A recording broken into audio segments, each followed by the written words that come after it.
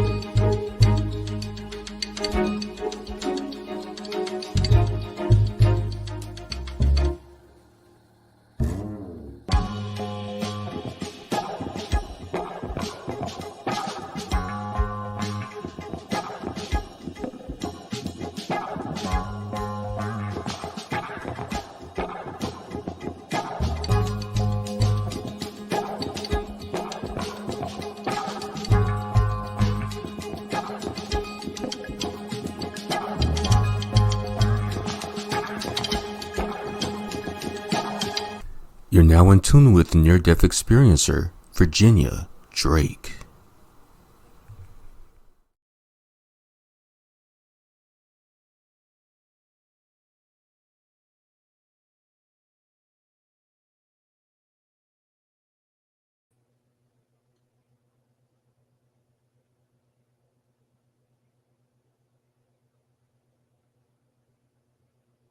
Hello.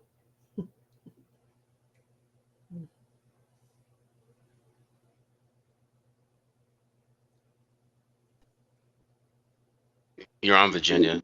Okay, I'm on. All righty then. So are you going to, what would you like me to do? Is that start talking about it, or you want to ask me questions? What is it that you really want me to do here? Is this for your people? Are they going to be talking to me?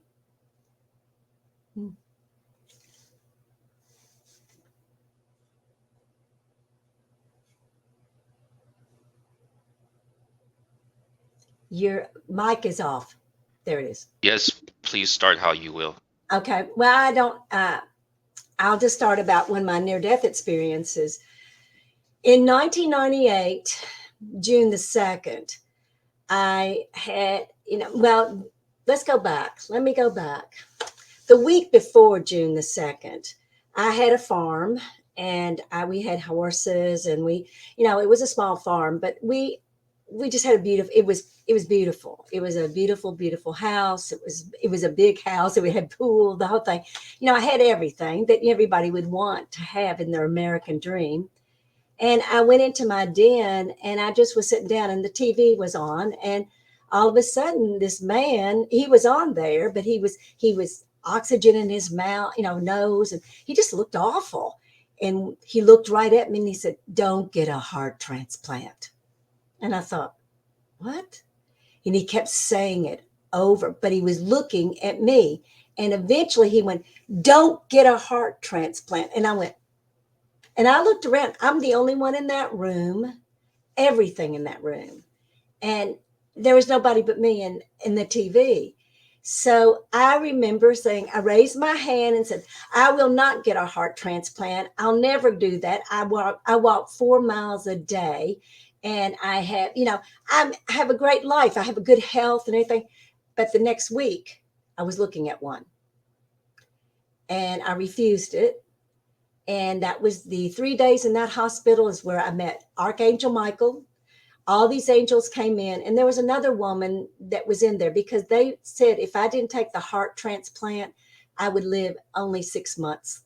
That's all I had. And I remember crying, thinking, that's really a gift in a way because you never know when you're really going to die. And I had a 6-month leeway so I could call everybody I needed to, tell people what I was going to, what was going to happen to me and how much I loved them. And I was at peace at that. And I couldn't believe because I was terrified of death. And so it was a different experience because these angels were coming in. But the woman next to me, she was in the process of dying. She was the age I am right now. She was in her late 70s, I think. And I remember she was talking. Somebody came in to her room about 3:00 that night, and I've got all these angels and this experiences going on. I'm thinking, oh my God, Archangel Michael looked at me, and he looked like he was up in the hospital, top of the hospital. It was like 6 floors up, and I'm thinking, I'm on the 3rd floor. How does that work? And I remember he leaned down on my bed and said, "Wake up!" And I thought, wow. I thought they're supposed to be nice. He was not nice. He was very firm.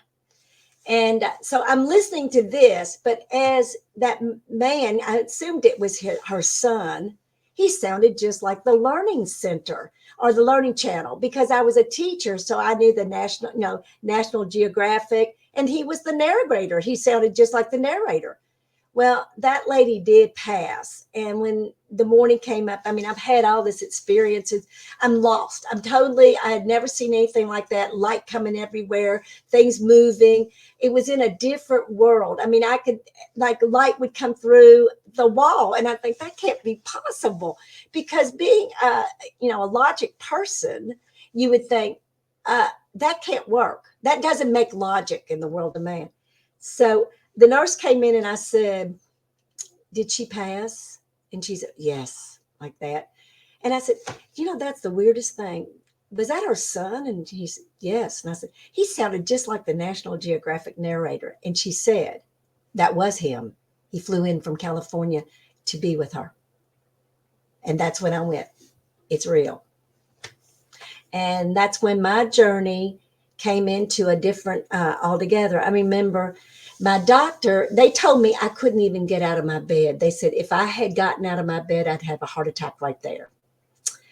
And I had a massive heart attack. I mean, it was huge. And for a woman of 46 years old, they're shocked. In the 1998, that's a big deal for a person my age that has a massive heart attack and almost dies. So they're all telling me about this, and I'm thinking, how? And I remember they said, "You can't get out." But I knew I felt good. I felt, because I went through my operation. I did have to get a stent.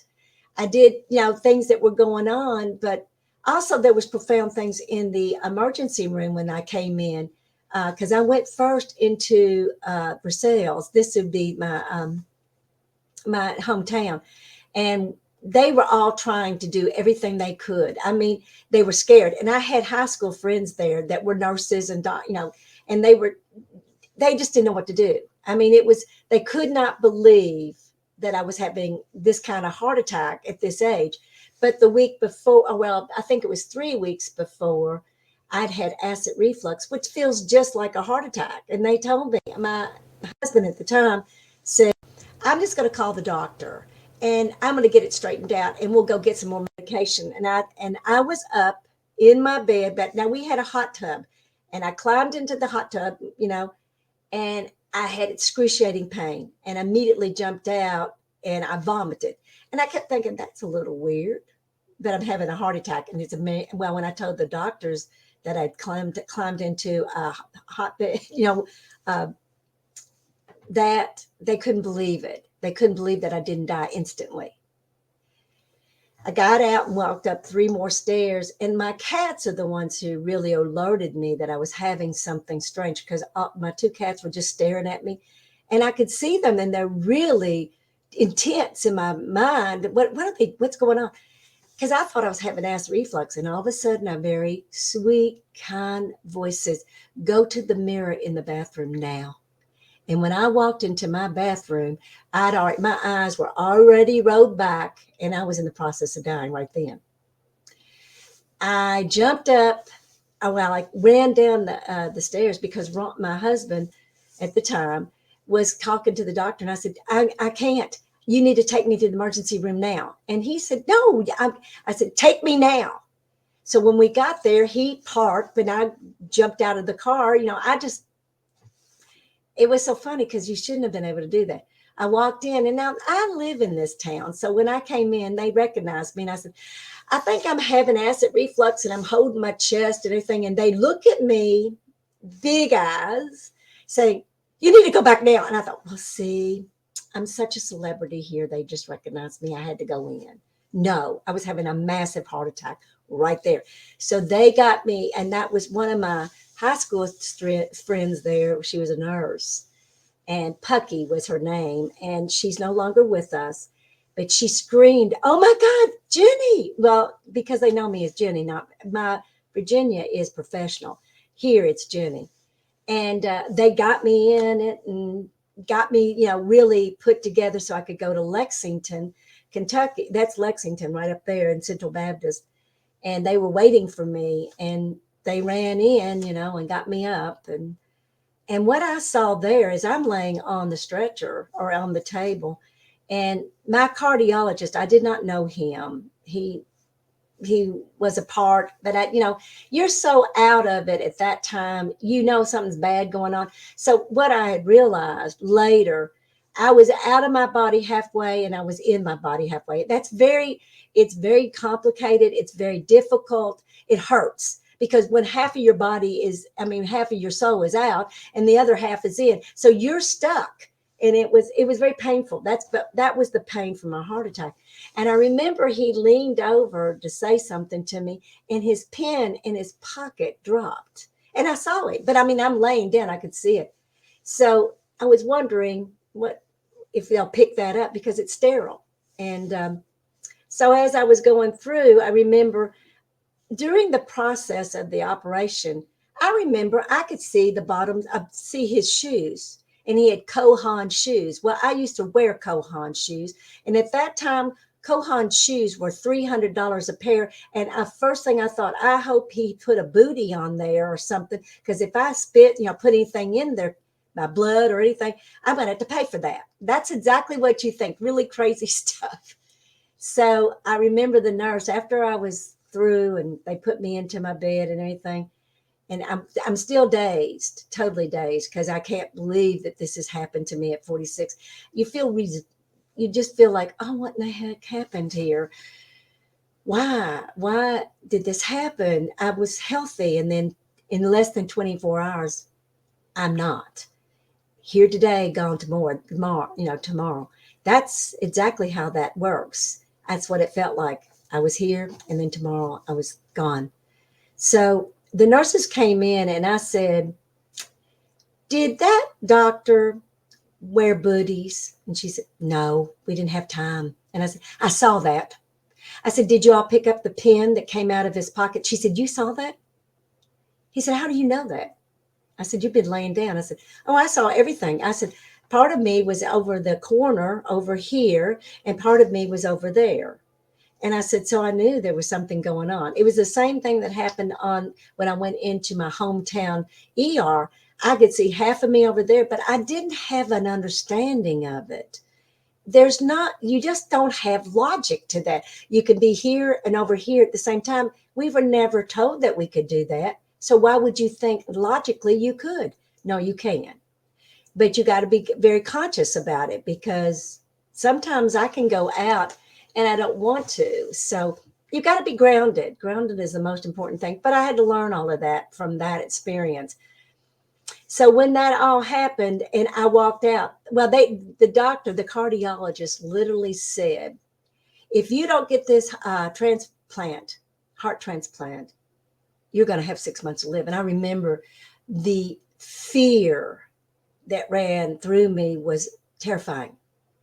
I thought, my God, I'm going to die at 46. I'm not going to get to see my children. I'm not going to live my life. I mean, it shatters you into many pieces. Then you've got to come back.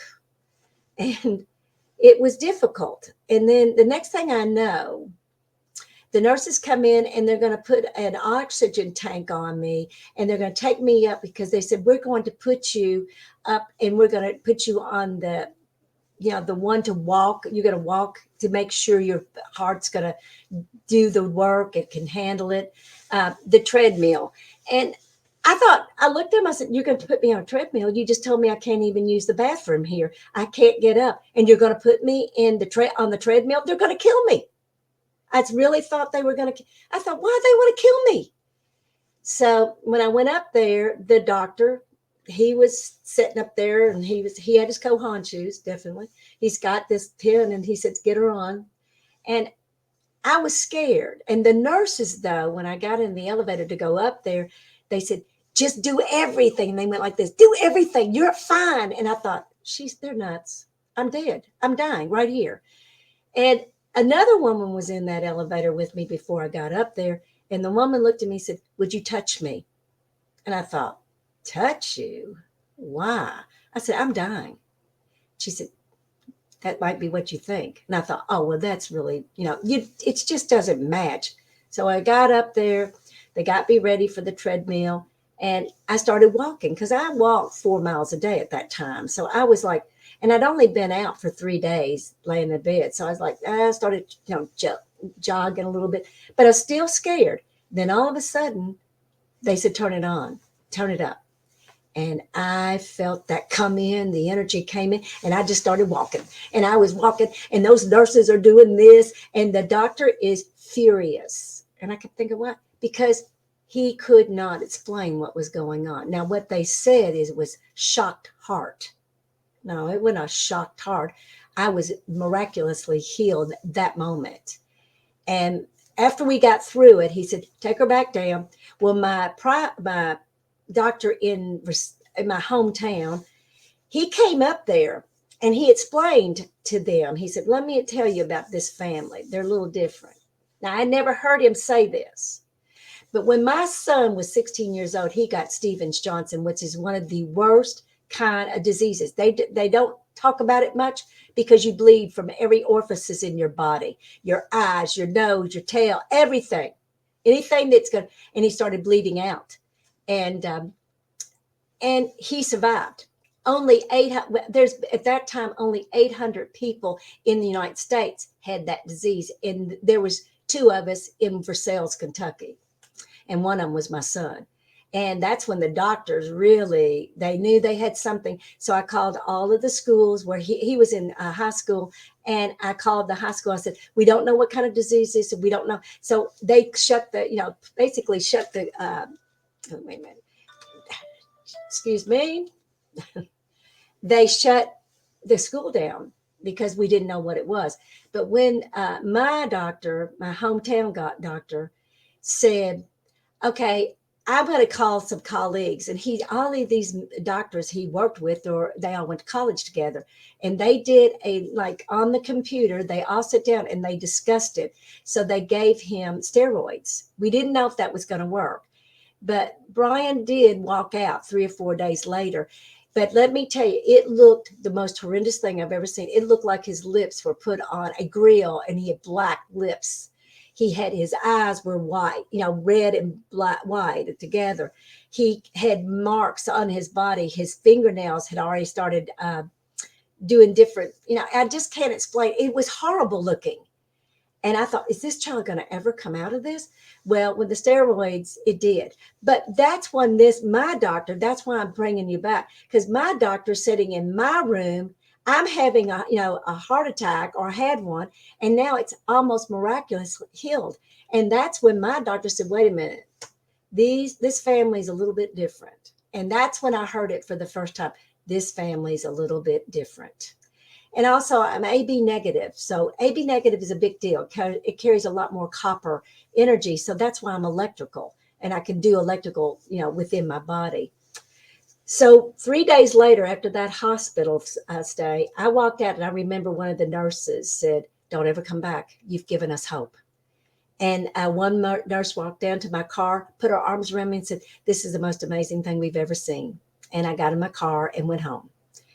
And that's when that was the first day of schools. I mean, that was the first day of summer school, not summer school, but, break. And it was June the 2nd. And so I went home for 3 months and pondered what had happened to me. But what happened is I had profound experiences coming in. And 6 or 7 months later, Jesus came in for 18 months to talk to me and show me how to do healing as he did. And I just didn't, but you go back to the Bible. I was raised as a Baptist, and then I became a Catholic. And I knew the Bible better than some of the Catholics because they don't have the same kind of thought about that. But I remember Jesus started talking on the Bible, and he literally just raised his hands up and he made the Bible go into water. And he said, dive in, Jenny. And I did. And he said, there's a Bible within the Bible and you need to find it. And I found it. It was an incredible, it's like going into a journey of the Bible. And I've had profound experiences from that. And it's like I learned at that time when God said to me, he said, God, G-O-D, God, goodness over doubt, God. And I thought, wow. And that is the truth. We doubt more God. That's why it says, fear not, I'm with thee. That's what this world has held us into fear. And that's why we can't create with love, because we're overrode with fear. And you just have to look at the world does. There's events, war, tragedy, 9/11. All of this is traumatizing to every soul on the plane. And I'm going to say, you can say a dimension, a plane, a flat earth. It doesn't really matter. Those are just small details. Where you are is more important. And that's when they realize then that there's more going on here. And I thought, I want to learn this. And so I would have, divine interventions coming in. I had Archangel Michael came in again. But what I did, I couldn't teach very much anymore. My mind was so occupied with this new thought that I quit my job at the age of 50 and came home just to practice this. And that's when I saw Socrates. And see, I was a scientist and I taught 9 different subjects, but I was the English teacher as well. So it was just an interesting thing to watch as everything started opening up for me. And I thought I was crazy. Well, my family thought I was crazy. They wanted to have me taken to asylum. And because I could talk to the trees, I could talk to the birds, I could talk to the flowers, because when you're in that state of mind and you've been from the universe and back, that's a different experience at all. Because I remember there's one scene that I see in Contact. It's a movie. And there's a part where she sees her father coming to her. That's exactly what that's how the universe feels. I tapped it and it went, whoo, whoo, whoo, whoo, whoo, whoo, whoo.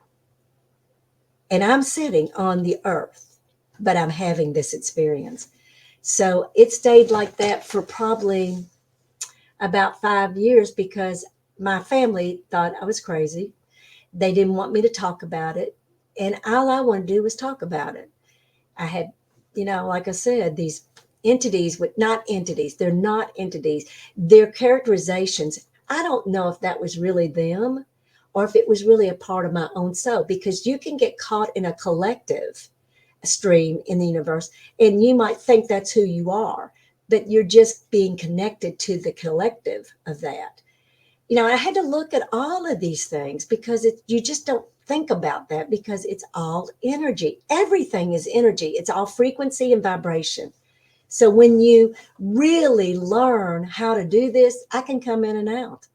But also I've had 9 near-death experiences. Like I said, I was my mother's 7th miscarriage in 1951 and survived it. Can you imagine, 1 pound and 7 ounces in 1951? Then I drowned twice. And I remember both of them. I was 11 and 16. Then I had 2 strokes. I've had 2 heart attacks. I've had an episode that I was completely paralyzed from the neck down. And I got into an MRI at the hospital and I absorbed, because I know what that MRI was. It was a Tesla. Only reason why I know about that, I met the doctor, or I don't know if he was a doctor, but he was the founder of the Tesla with other men. And I sat at a wedding reception because I was a scientist and I was a physics person and I wanted to see how it works. So he sat down and I sketched it on a napkin so I could tell my students. Best thing I ever did, because that was 40 years. And then I'm sitting right here in I think that was 2019. So I had all the information given to me for almost 40 years prior to now.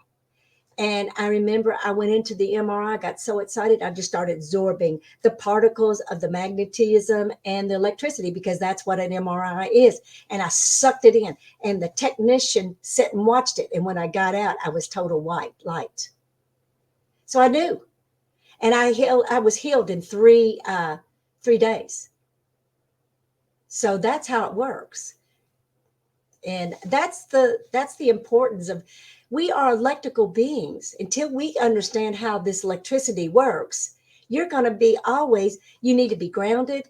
You are grounded. Grounded is that your system, all of your electricity, everything, your spirit goes all the way down. It goes right through the bottoms of your feet. And they're going to say chakras. But we have points for our body. So I went right on down through my feet, and it ended up, the earth felt like it went like this, pulled me down, and then it anchored me to the center of where I needed to be. And then it expanded me like roots of a tree. And then it shot me back up through my body, through the top of my head, straight into the heavens or the universe. And it anchored there. Then it expanded itself, and then it dropped me back to my heart and expanded it and said, now you are ready to learn. And that's what happened. So I had to touch, and I had to really practice a lot of this breath work. It took me probably a year to learn how to do breath work. Breath work is not what we think it is. It comes through the nostrils. You can breathe from any place in your body. You don't have lungs when you're going in through this, because I didn't have lungs when I crossed over. I remember when I crossed over in my near-death experience, the first one, I was trying to, and a beautiful voice, which is my soul, said, you don't have lungs, honey. And I just like going, boom, I was gone. So we've got to get out of our minds thinking this is not real, because it's very real. I live it. I've been living it for 25 years. I have clients all over the world. And when I went, why you found me was because I'm very private, only private. You couldn't get in because you could only have a referral to get into my business. You couldn't find me because I took everything down. And when Jeff got me, and that's how you met me, is I wrote something on Facebook about a near death. Do you see your body? And I said, no, I could feel my body, but I never could see it, because you don't have eyes. You feel everything in a different way. You can see, but not with the eyes of your human's eyes. And within 10 minutes, Jeff had called me, and it happened just like that. Well, it blew the whole universe, and I'm private. It blew me out, because I've got probably 300 to 400 emails. People wanted me to teach them. It shocked me, because like I said, I've been doing this for 25 years. So some portals have opened up, and it's now opening things up to tell the truth. And the truth is, we can do this. We better start empowering ourselves to do this, because we need each other's souls. And it's not about flesh anymore. You can't work on the flesh. You've got to think about your soul, and then you'll have collective soul families. We all have them. And if we could come together in oneness, we could stop all of this in the world. And they know it. They all know it. Now, everybody's going to say, who are they? They would be your controllers. They're going to be the ones that have known about the understanding of this dimension for a long, long time. We just never got invited to the party, basically. Well, when you go out, this is why they're upset with all these NDEs coming in, because they're telling you the truth. One thing they all talk about, you don't die. That's all. But now all the others are going to have different perspective experiences. So you're going to see them say different things, and because that was perspective. But what's the main issue here is you do not die. Now, the ashes to ashes, dust to dust, that's your physical body. It goes back to the earth because it's from the earth. But you are not from the earth. I just love the way they make it feel like we have to be here. You're in a system, and it's a system of recycling your soul back in here. I remember when I had a bungee cord all the way out to get out, because there's a lot of webbing and anything. So I knew how to figure it out. And that's how I did it. I listened. My soul told me exactly what to do. But the reason why I'm coming out, because there's a lot of people that are having these NDEs, and their innocence. And there's people that know the innocence, they don't understand it. Because when I first came in, I had some really different experiences. I went to a place called Angel Wings. So I assumed it was angels, or it's about that.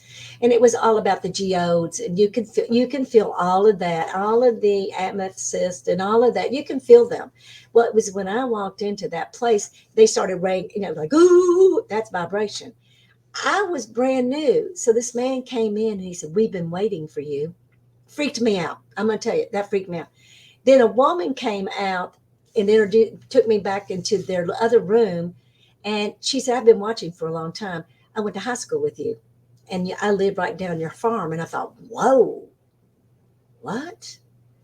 And she said, "We've been waiting for you." Now, this was a witch. I did not know anything about witches. I didn't believe they existed. And her son was there, and he was taking, like juggling balls up, and he'd stop them in the air. Then he'd bring them back down, and he said, "I'm a warlock." And then there was a guy sitting there, and he had a patch, and he said, "I'm a Christian." And then these two people that were sitting on the couch, they looked like mice, dressed up little mice, little bitty. And I thought, where am I, and what in the world is all of this about? Well, that's how my world started, because they do exist. They're real. And you've got all kinds of things like that around you all the time. There's people who can shapeshift and they become animals.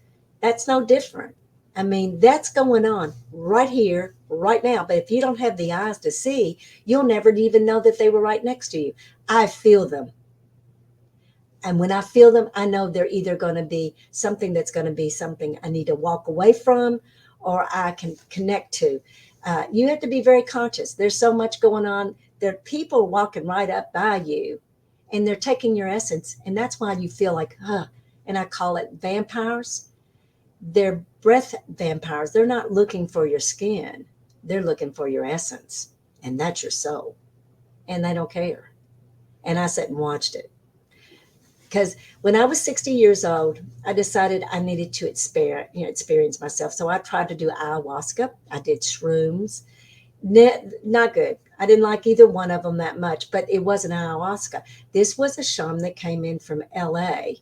And he comes to small towns with all the psychics and people that are spiritual people. And they bring them in. They gave us they gave me something, but I knew it wasn't right. And I'm a seer. So when they were doing things, like they were taking the essence of these people that were, and some of them were 10 of mine were clients. And I stood up and I called him out. Now, the people that saw me do that scared them to death, because they didn't think anybody could be empowered to do a shaman. I am empowered. And he ran.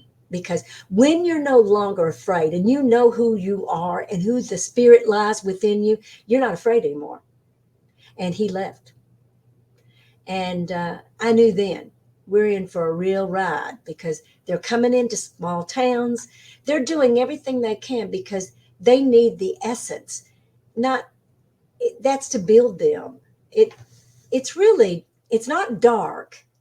It's interesting the way I see it, but I was never scared. After I had my first near-death experience that I remembered, I'm not scared at all. Not at all. In fact, I just had a heart attack 9 months ago, the second one. And I had a client that flew in from Delaware, and there was two of them. I took that session. I knew immediately that I was having a heart attack. I didn't tell them. I went on through the session for 2 hours. And after they left, I got ready, got my things, and I went over to the ER in my hometown and told them, I said, I need the EKG and I need blood work right now. And they know who I am. They know, they've watched me. These people have watched me, and they said, anything you want. And that's all I asked, because I wanted to make sure my heart wasn't damaged. And it wasn't. I got a stent. That's the second one. And then within 24 hours, I was out.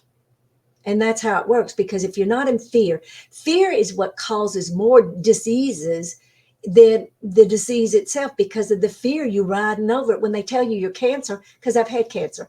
I was cut. I had cancer all the way from my third eye down. Now, what did that? My mother and I are very much, my mother was like me, and my cousins are like me, but they're scared of it. And when my father died when I was 16, I saw him after he crossed over. He went through the house, and I called my mother. She was at work, and I said, Daddy's here. And she said, you don't tell anybody ever that you've seen that. Because he died in 1968. They didn't want to even talk about that. I mean, Christians wouldn't even come in and help my father because they were afraid they're going to die with cancer, because nobody had an understanding of cancer at the time. But when I think I was 42 when I had that happen, and I was 46 when I had the heart attack. But this was another one that I was 42, and I thought it was just a little dot here. No, 350 stitches all the way down, and I stayed on the table, operation table, probably from 9 o'clock to 3 o'clock that afternoon. And they kept slicing it until they got it. But that's why that's all done. But that's because my third eye was closed down. When you're working in these body points, you have energy, and they rotate, oscillate, and you'll feel them. When I see somebody's everything is coming out, I see their oscillations. I can see all the points in their body. Then you see the aura, because I can see the aura. But I've been able to see the aura as long as I've been little. But I didn't know that was an aura. I thought everybody could do it until I started working, and I would say, did you see that around them? Nobody. They would say, no, only you, only you. So that's why I was really good with children, because I could go in and see their patterns of learning, and we could realign it, because I was dyslexic. And what saved my life is being a dyslexic, because I learned how to do it myself. Because when I was at my age, there was no such thing as a dyslexic. They just thought I was a very poor student and I didn't do my potential. No, I was dyslexic, and I taught myself how to read by myself, because I didn't know. I just learned how to reverse everything. Well, because of that, when I had my stroke, I had a massive stroke here at the house.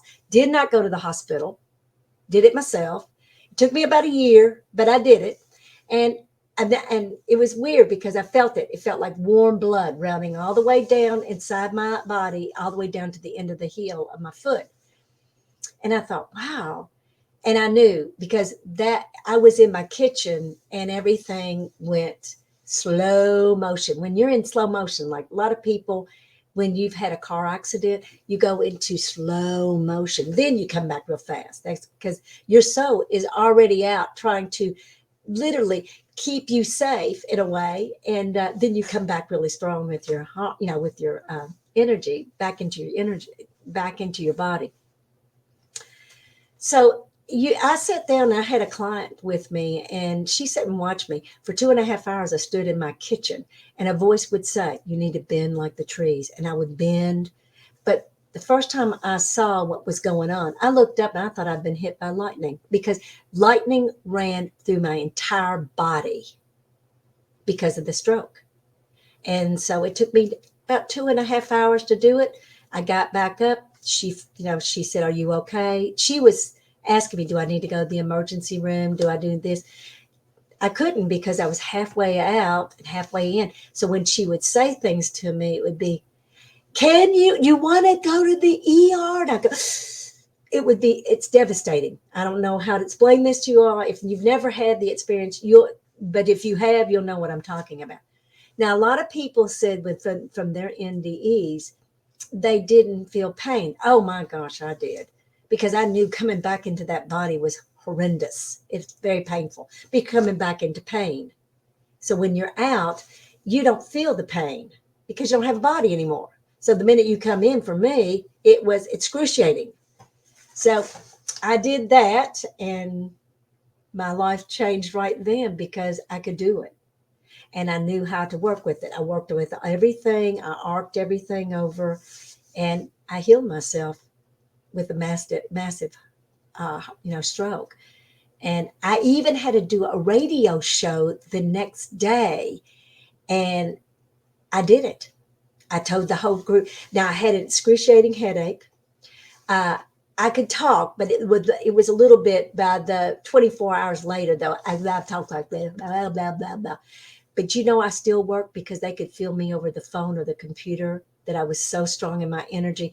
They just said, don't worry, you don't have to say anything. So I worked through the entire time for a year, talking blah, blah, blah, blah, blah, and I stopped talking, and then I just sit in my energy. That's when I really learned you could do energy without ever saying a word. So, is there anybody out there that wants to ask a question? I don't know. So, but that's some of it. I mean, I've had profound experiences in 20 well, I've done it for 25 years. I'm sitting at my house, and when I left my family, my oldest son almost hit me, and he couldn't hit me. And the back door opened up, and God said, you need to leave now. And let it, but that's how that worked.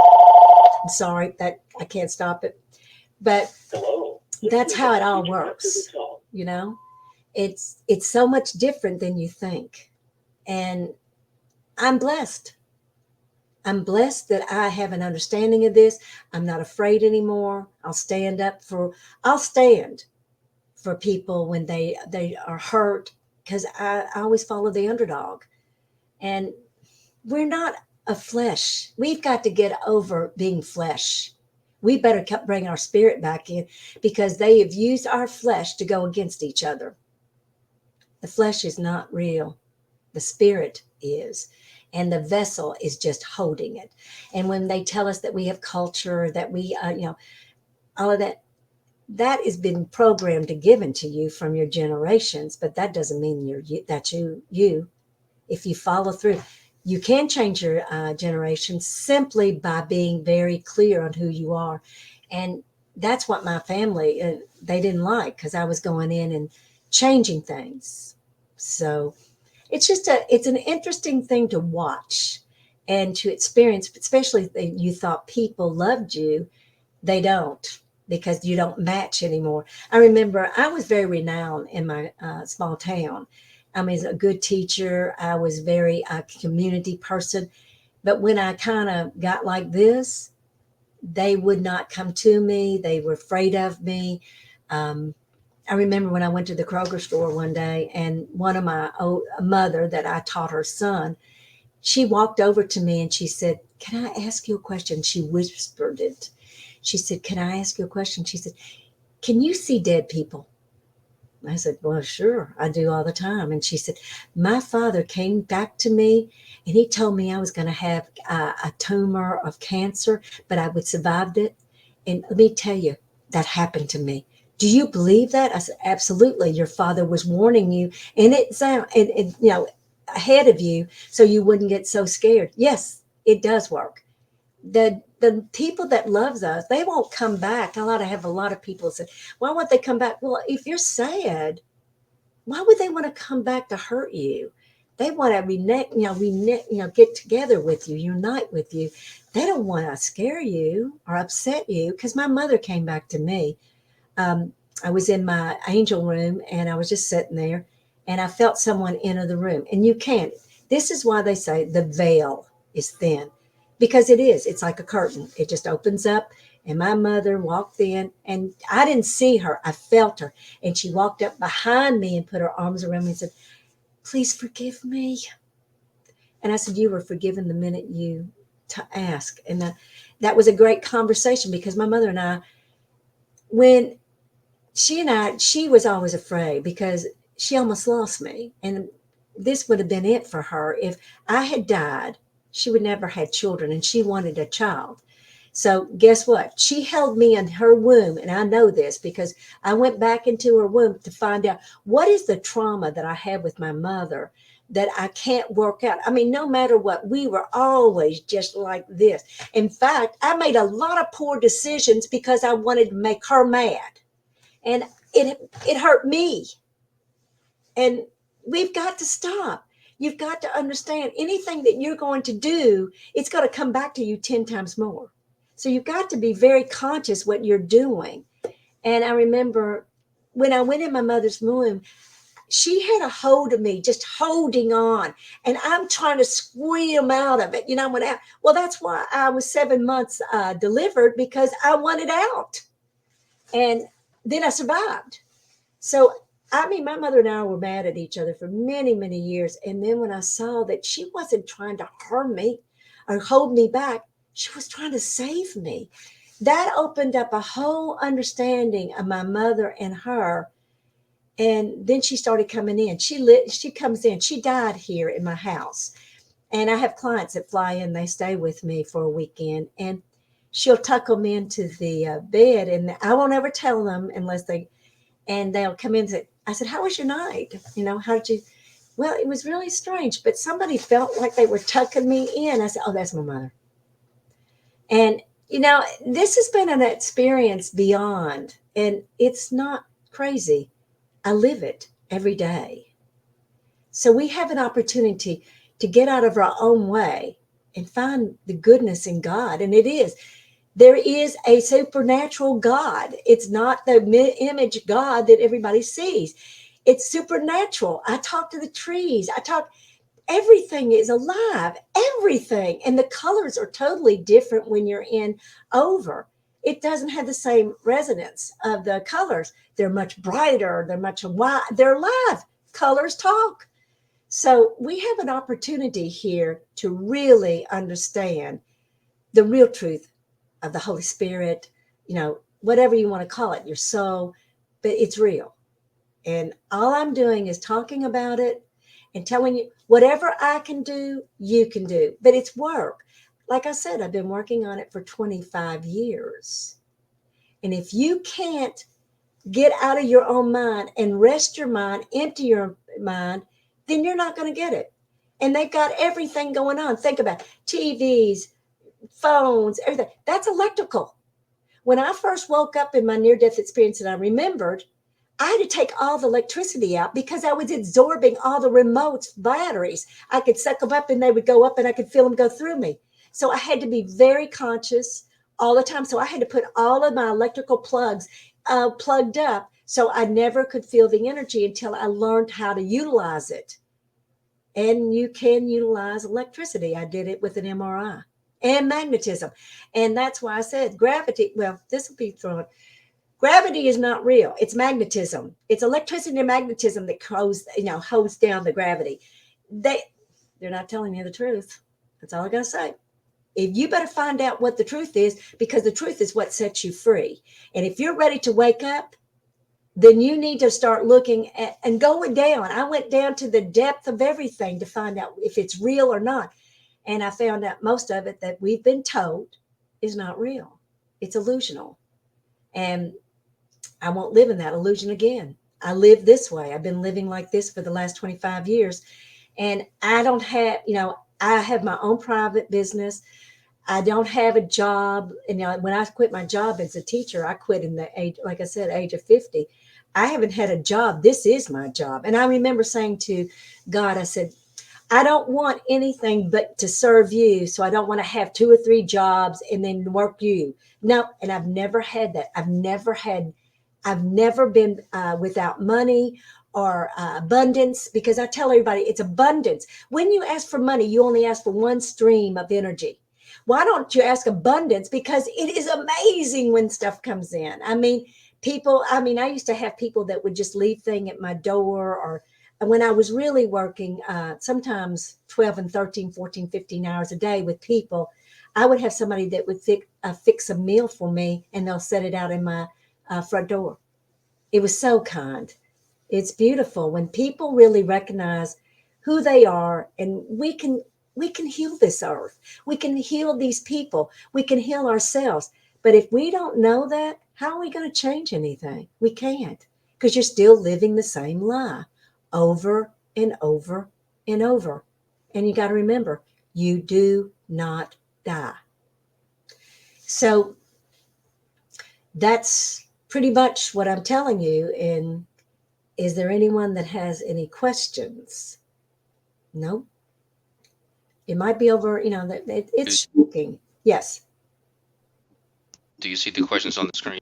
Oh, is that the questions? I didn't know. How do you think I heard my heartbeat and breathing in a dream? I was running from I'm not getting all of those. So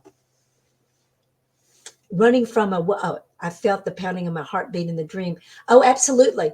This just happened to me recently. If it hadn't been for my cat, I got into such a deep meditation that I got stuck inside, because I'd taken it's a pill I took. It's serotonin, whatever that is. I can't remember what the pill is, but it does. It's supposed to relax your mind. Everybody tries it because it keeps them, makes them sleepy. This was the worst thing. It was like I was entrapped. And I was going to have a heart attack. I could feel it. It was pounding. I thought, I'm going to have a heart attack. If it hadn't been for my cat baby, he bit me and woke me up. And that's how I did it. So yes, you can do that. Absolutely. So let me see these other questions. Virginia, do you see other beings? Well, beings you do have in the heaven realms. I never saw beings like me. I walked through the plasma, and I was with the Council of 12. Now those are entities, but I went straight up to the Council of 12 first, at the first one that I remembered, the heart attack. And they laughed and giggled, but I didn't have my body. I was sitting in a chair. I knew I was sitting in a chair. I knew I could see it. I knew I could feel it. But they were 12 of them. I never heard about the 12 Council before, the Council of 12. I never heard that, ever. So I was sitting there, and these people, and they were in white coat, hoods and white drapes, but they had golden rope. And I knew it was golden because I could feel it.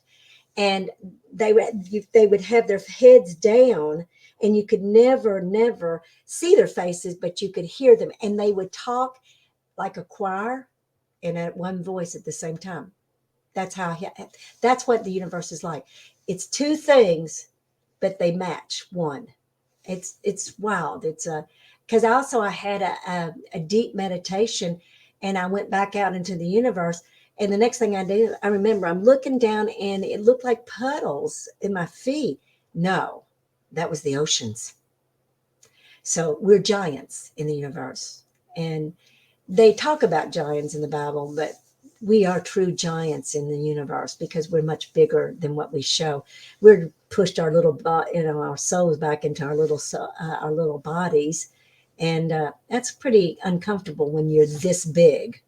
So, yeah. Let's say, do you think we are gods? Now, when you're saying gods, you got to be careful, because Jesus Christ knew Father. He knew who he was. He wasn't welling out energy. People in this state of mind with a body get egos. And that's why they can do evil things, because they know these magicians, there's magicians here. They know how to do this. That's esoteric. They know exactly how to do it. So yeah, that's how they could be. They could be evil doing it, or you can be like me. And I changed my whole frame of thinking. I was pretty rough at times. I was pretty angry about my father dying and things that were going on. So I had a little bit of a tinge of nasty. That's what I'd call it. And when I went through that one near-death experience, that relieved it. I could see everything from my heart. And they were great mirrors for me. When somebody made me mad, I would have to look at that mirror because it triggered me.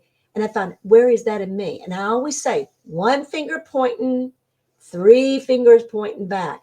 You got to have universal God brings in everybody around you. Those are mirrors. Now you can either attack them, be mad at them, whatever you want to do with the ego of them, or you can welcome in and see what that is in you. And that's called shadow work. And I taught shadow work for 5 years before I ever started teaching this, because you got to go through your shadow. Everybody has shadows. You'll see shadows in the room. But did you ever think maybe that shadow was really just a thought, and you're recognizing the thought in the universe? That's exactly the truth.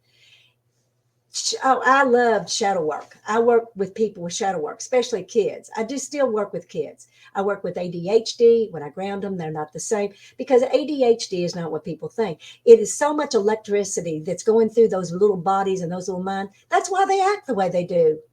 But when you ground the energy and the electricity, they change.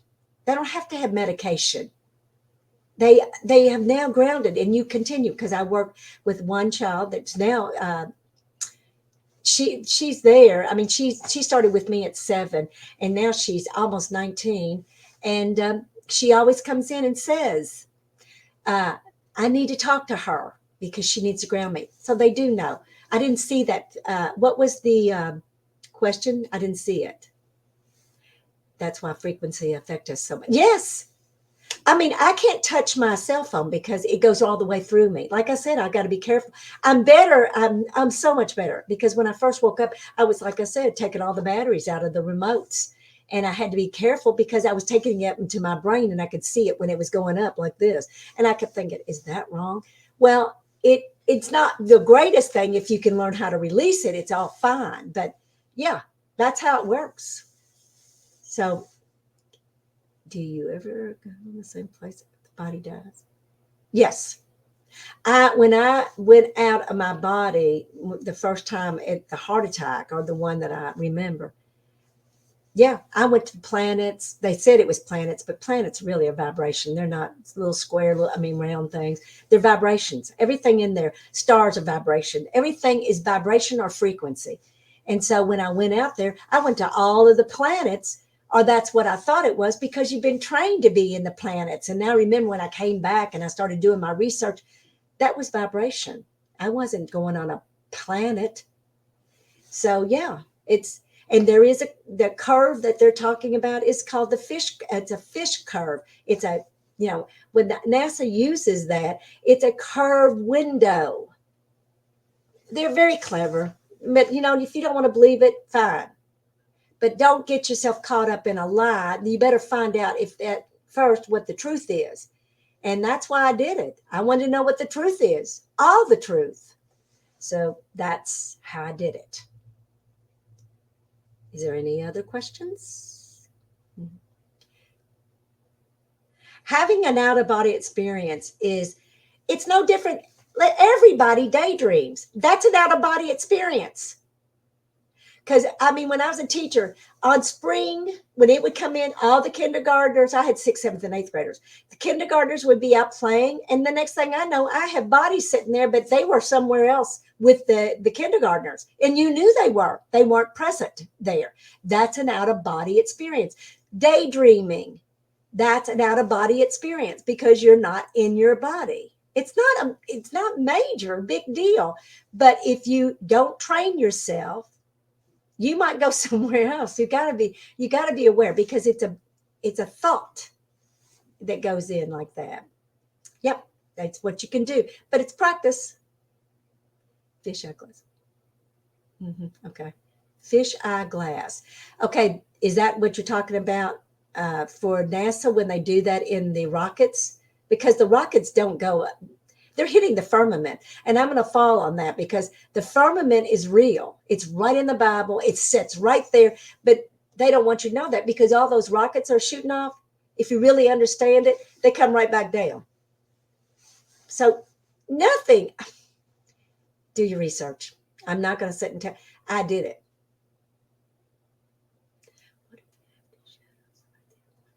Two shadows? Oh, I see. You can see a lot of shadows, but you don't know for sure if that's thoughts. Is that somebody? I was scared of them for a long time as a little girl. I used to have the red eyes in my bedroom, and it would come through the closet. But I would tell you, Disney did a beautiful movie, and it's exactly about the truth. Monster Inc.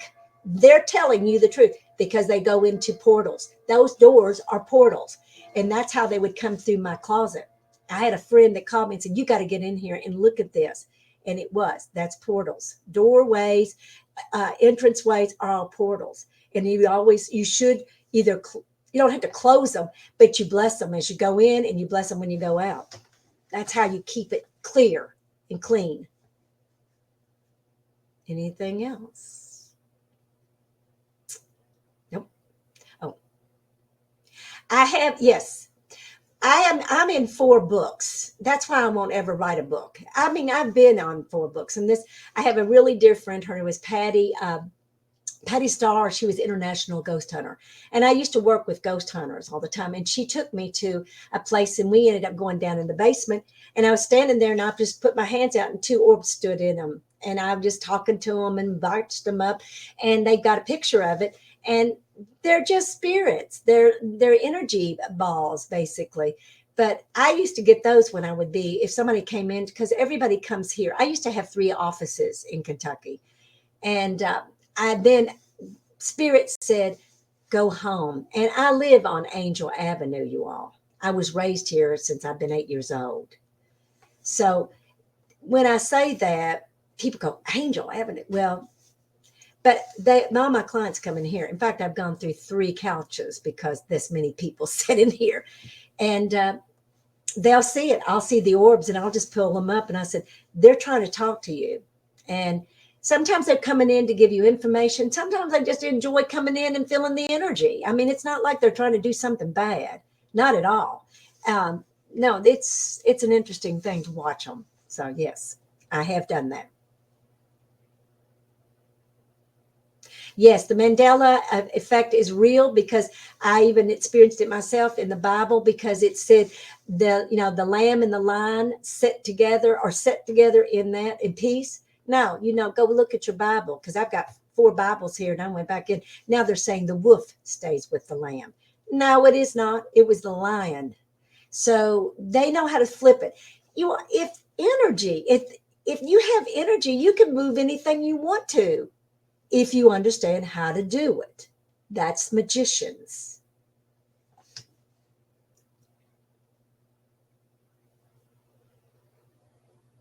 No, I don't. I've never heard that. The word earth in the Bible means globe. No, I don't think so. No, that's not. Where is that in the Bible? I've never heard that. Give it to me. Yes, we do. We do energy balls. I sure can. I taught children in my last year at my school. I taught my students, because I was the academic coach, and I taught, because we were going in. I showed them how to do it and how to use it. So the lion lays with the lamb. Go look at your, because some of the Bibles are coming up with the wolf is laying by the lamb. That's the effect that they're giving. And I think I have noticed several times, several people we thought were dead, and all of a sudden they show up again. Those most likely are clones, and they know how to do clones. They know how to do. Please, these are scientists that have been here for a long time, and they know exactly how to work this earth. I just told to have an out-of-body experience, it's like daydreaming. But let me tell you, you've got to empty that mind. Be like a child. That's what the Bible says. Be in an innocent of the child, because that's what Jesus said, bring me the children. He wasn't talking about children. He's talking about us. We are the children. So no, you can do that, but you got to get still. I used to daydream all the time when I was in high school. When I was in school.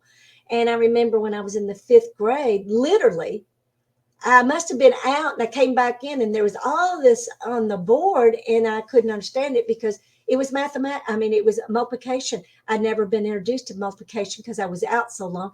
I didn't know what it was. I thought it was a foreign language. And then I had to teach myself how to, the multiplication table.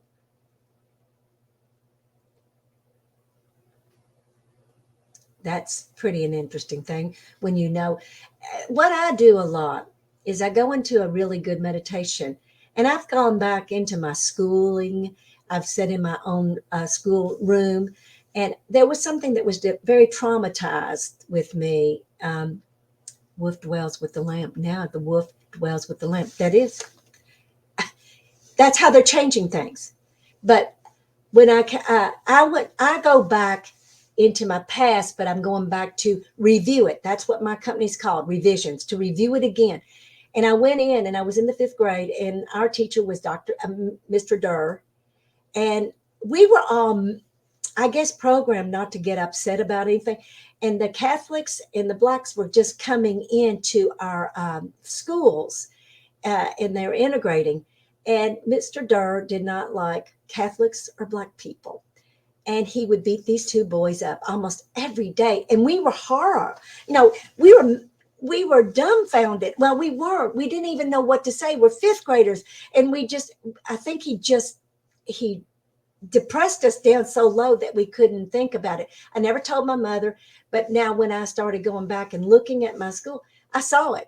And I called those 2 boys up and I apologized to them. I said, we didn't help you. And I remember one of them said, that's okay. I said, no, it's not okay.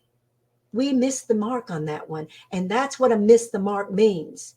We were so traumatized by the whole thing, we couldn't even see it until I woke up. And then I went to that classroom, and now we're all in our 70s now. And I asked every one of them, they couldn't remember it. That's traumatization. They were traumatized by it. I do not have YouTube. It looks like with all of these people that have come in, I have a very dear friend, his Jeremy. He was my student. He's he's a teacher like I am now.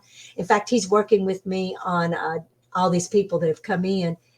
And he said, maybe we need to do a YouTube. I don't want to do anything hard. And if it's hard, I don't want to do it. And that's what it is. Divine order, divine timing, divine plan. Make it easy. You need to tell the universe of God, make it easy. You don't need to struggle anymore. And then let go. Because those are the 7 natural laws. And you need to look up the 7 natural laws. And if you don't have it, I'll send it to you and you can give it out to the others, okay? And the 7 okay. Yes, they can change supernaturally, but also they can, if you've got a really strong mind, you can change it. And that's why ego can get in the way with our world, because we think we know better than our souls and we override. Now, the soul will never override unless you give it permission to override. And I did. I said, I do not want anything that is not in my divine plan. And I want it easy. And if that happens, take it out, fix it, but do not kill me, because I got knocked so many times for not listening. You've got to listen to your soul.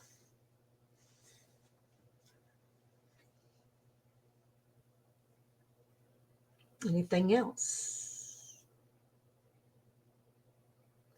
Yes, I do it every time I go out into particles. So when you're into particles, and I've been into particles, I know what in the particles mean, and people have seen me in particles. So yes, that's supernatural. So anything else? Yes, I manifested. Well, I said this to Jeff when I was on his show. I went out to the universe, and because I can go out of my window. There's a window right there. I can walk right through that window, and my body will be here, but I'll go out into the universe or and I can see it. And I said, I was dancing with God basically. And I said, I'm getting kind of bored. Be careful what you ask, because when I came down, that's when that all happened with Jeff and 300 and 400 people calling me. I mean, all over the world. They want me to go in to teach. They want me to, I'm 72 years old. No. Unless I feel the pull by God, I'm not doing anything, because I don't have to. I serve God, and that's all. No man, no woman, God. So yes, you can manifest, but you want to make sure, are you manifesting through the ego? Are you manifesting with the truth within you? You better check it, because that's exactly what happens. Is not on the orange spur. Not familiar with that. Don't know.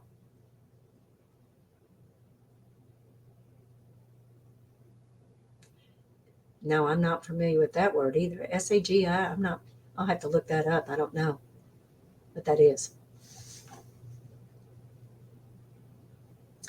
Particles is when you get out of your own mind, and I mean, I've done it. I sit right down on my couch. I usually meditate on my couch, sitting up. Now, when you first start meditating, you should be laying down, because your body still hasn't got that connection of the wholeness in it. But I sat in there, and I went into my picture window and went right out and scratched the next door neighbor's brick, and then came back, and I said, oh my God, because you can stretch. Now I have Stretch Armstrong. There's a doll. I'll tell you a manifestation that I wanted. I knew when you have that, I don't know if you'll even know about it. You all might be too young, but we had, wait a minute. We had, it was called Stretch Armstrong. And I knew that would work because I remember pulling, because when you're really working into the part of yourself, your body stretches. You'll feel your spine stretch up to the universe. You'll feel it go down into the earth. You'll feel everything stretched out. So Stretch Armstrong, what I wanted one. And so I started looking at it because I was in the, I think, 60s or something like that. And I said, I want it. Well, they wanted $50. And I said, I'm not paying $50 because I have a certain set things I will say. So I said, to the universe, I said, I would like one, but I'm not buying one until I feel comfortable with it or you give it to me. About 2 or 3 days later, it said, go to Kmart when it's still alive. And I thought, wow, I wonder what that's going on. But I follow those kind of things. So I walked in and there was a toy display. And guess what? Only one. And it was $30. So I knew that's how it works. But you put it out there, but you can't say, this is what I want. I always say divine order, divine timing, divine plan, make it easy. The universe of God knows a lot more than you'll ever know. And we tend to want things here. God can give you things much larger in the eternity of it all. And you get a different experience. And I mean, it's so much more, it's richer when God gives it to you. We're small-minded, believe me. So, yes. Well, yes, you can do, well, there's people who can manifest and hurt people. And you can't want, you can't desire.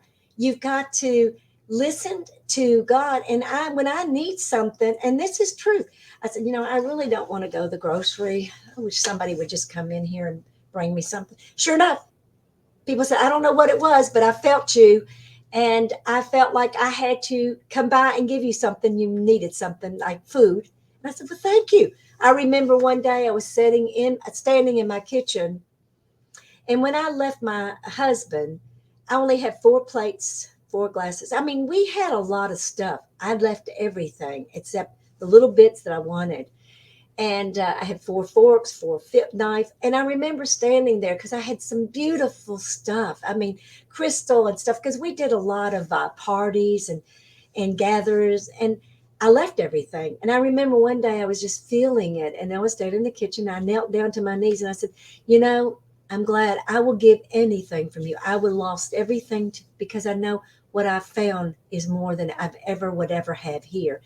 And I said, but I would like some really nice dishes if you can find any. But I'll give up anything for you.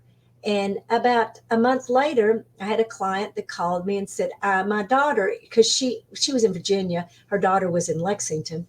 And she said, my daughter's going to bring you something. I thought, okay. And so when it came in, I think it was Christmas. So, and it was heavy. And I thought, well, she brought me Lennox plates and knives and everything. She gave me the whole thing. And she said, I was walking in the mall and a spirit said, buy that for Jenny, or buy that for Jenny. She sees me as Jenny. And that's how I got it. I've got a lot of things. People said, yeah, I was just walking around and said, give that to Jenny. That's how it works. But if you have that connection, you've got to learn that relationship with God. There's a relationship in that. So, yes. So it's now 6:14. I think I'm ready to kind of thin it out here. So what else? Anything else?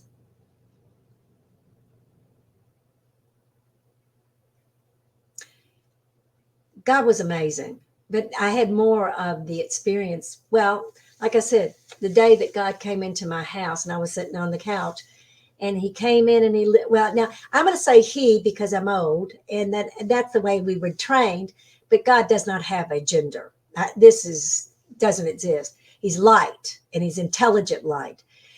But he came in and it looked like it was in my room, in my living room, and it's a G-O-D. And that's why I told you it's goodness over doubt. And I thought, wow. Or ego, edging God out.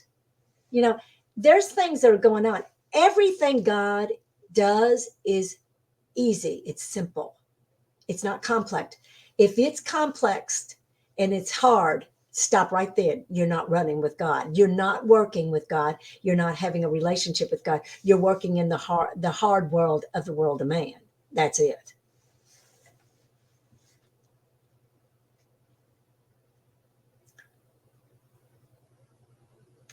Only thing I'm going to tell everybody, and I'm going to be straight with you, be honest with yourself. Be true to yourself.